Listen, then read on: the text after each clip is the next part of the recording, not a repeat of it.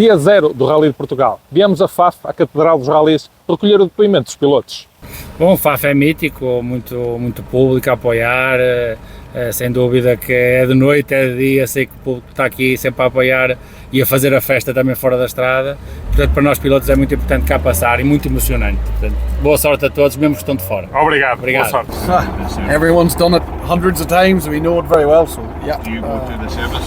It'll all depend on the weather on Sunday, maybe some rain, so yeah. And about the crowd that used to be here. Yeah, always good atmosphere here. It's one of the best places in the world to drive a rally car, but there's a lot of kilometers to do before we get there. Of course. Good luck. Thank you. Estão aqui as máquinas a fazer o reconhecimento. Está, candidatos, favoritos.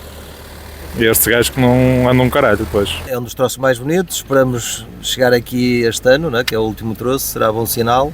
E a desfrutar depois da multidão que vai estar aí. Basicamente acho que o rally vai estar decidido de quase certeza absoluta, portanto mesmo só desfrutar da classificativa. Well, it's always a great atmosphere, it's a nice stage, nice flowing stage, it's a stage where we always push hard because it's usually for power stage points, so it's definitely a nice stage and we always enjoy it.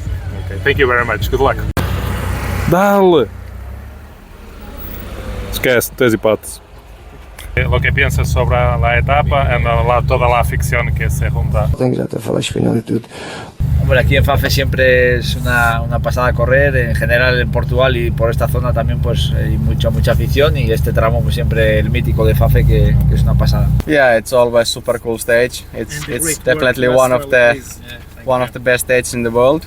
It's a difficult stage, but it's so nice when you do it right, and then of course every year seeing thousands of fans, tens of thousands of fans all the time, it's a great feeling.